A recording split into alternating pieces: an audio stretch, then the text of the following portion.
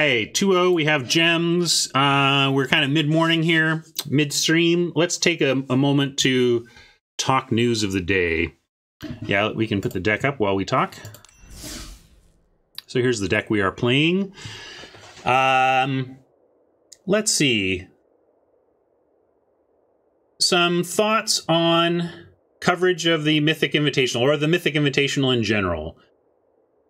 From hearing Marshall on limited resources, apparently the event got about 3 times the coverage views that a normal like Pro Tour or now Mythic Championship would garner. So by sheer views, I think you would have to call this weekend a huge success for Wizards. They have got to be high-fiving each other this morning. That's exactly what this initiative was about, really. I know there's a lot of goals for Arena and a lot of things it's trying to provide to a lot of different people, but certainly one of the major influences of getting the project off the ground in the first place was needing a presence in esports, needing a presence in the digital gaming space, needing a game that people could stream on Twitch and people would enjoy watching, right? So really, the Mythic Invitational this weekend on Arena and with the coverage it got was a real statement for Wizards about their intentions for the future and about the importance of Arena and the importance of esports to Magic. It, of course, with success comes a lot of difficult questions and difficult decisions that I'm sure Wizards is wrestling with right now. If I were still working there, I would be wrestling on this stuff with them, because it's not easy. It's not clear where the line between valuing what is great and historic about Magic in terms of its depth and complexity and the best 2 out of 3 nature of the games and that stickiness of it versus what is appealing in many ways about what we saw this weekend, which is fast play and constant action and things happening and effects. And it was all very flashy and cool. And the Magic was good. But clearly, the format itself, this, what do they call it? Double deck standard, or, I forget exactly how they named it. But the structure where it's best of 1. Each player brings 2 decks, and then I guess the structure is random pairing in game 1, flip the decks for game 2, and then the players select for game 3. Is that how that works? Bottom line is, I don't even know who won. I don't know what happened on the last day because I lost interest in the actual Magic. The pageantry was excellent. The sign of things to come was excellent. The statement by Wizards that we are here in esports and we mean it was excellent. But personally as a viewer, watching hyper aggro and hyper control deck matchups play out in best of 1 all day long wasn't the best Magic. It didn't put the best Magic forward. There were great moments. And it shows how great the game is, that even with a structure, a tournament structure that I found lacking, it still created compelling games and was a compelling thing to watch.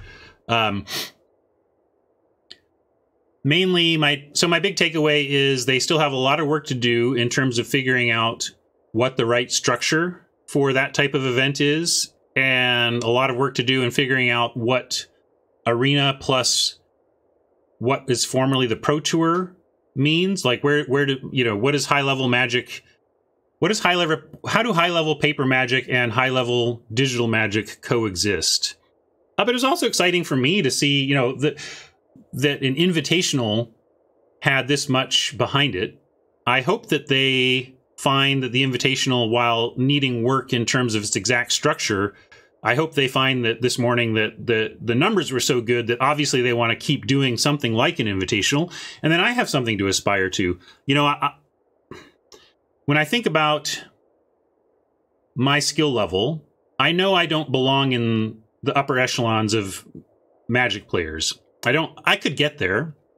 enough things could happen and fall into place where I could win the right tournament and find myself at a Mythic championship playing with the best of the best. And heck, I could even spike that tournament and have a great run that day or whatever. But I know where I'm at. I know my win percentage. I know my leaks, or I know a lot of my leaks, and I'm not an elite player. So I don't really have those types of aspirations other than, I mean, I'm always going to try. It would be cool to spike it and make it to the Mythic Championship, even if I'm not one of the top players in the world. It would totally be cool to spike it and make it there. But Invitational, that's looking towards a certain percentage of its competitors are Magic personalities. I was telling my family this weekend, you know, I'm not saying it's likely, but it's certainly in the realm of possibility that if they decide the invitationals are sweet and they keep them going, and that one day I get invited and that I get lucky that day and spike the tournament that weekend, and that would be a life-changing event, you know? So it's kind of cool. That's more aspirational for me now,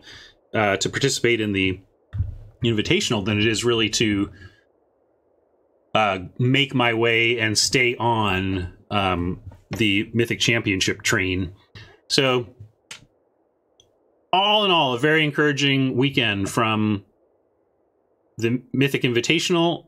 I think only the, you know, when you have a fine start like that, there's nowhere to go but up almost. It actually reminds me, Aaron Forsyth once quipped that Legends represented an ideal Magic design in the sense that Legends, the set, introduced the concept of multicolor, and everybody, gold cards were introduced in Legends, and everybody flipped out. Like all the old school Magic players back in the day, gold was just a mind-blowing mechanic, and people loved it. And now go look at the gold cards in in Legends. They are terrible. You get like, you know, we know that both gold and legendary are drawbacks, right? They're flashy, but they're drawbacks. They make the card worse, harder to cast, and harder to play multiples of. So ostensibly, something that costs the same converted mana cost that is gold and legendary should be more powerful. And instead, in Legends, all the first gold stuff was garbage. It was all like vanilla gold cards that were more expensive. Like, yet everybody loved it. So the parallel here is that, as Aaron says, in a sense, Legends was the perfect debut of gold because everybody got excited, everybody loved it, and everybody saw the potential, but none of the real design space was mined, and there was plenty of design space to go forward with gold. And so I kind of see that a parallel there with the Mythic Invitational this weekend. The format itself was kind of like seeing Lady Orca as your first gold card. It's splashy and cool, and wow, I want to see more of that. But also, if you look closely, you realize, oh, that was kind of bad in a lot of respects, but in a fixable way. They can fix what's bad about this, and so I'm excited about what's great about this. So there's a little parallel between the introduction of gold cards to Magic and the introduction of the Mythic Invitational to something that we may be viewing year upon year. So that's my take on the Mythic Invitational.